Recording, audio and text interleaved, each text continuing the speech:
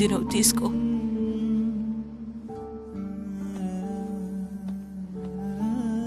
రేపు ఆయన రావాలనుకున్న ఫ్లైట్లోనేగా వస్తున్నారు.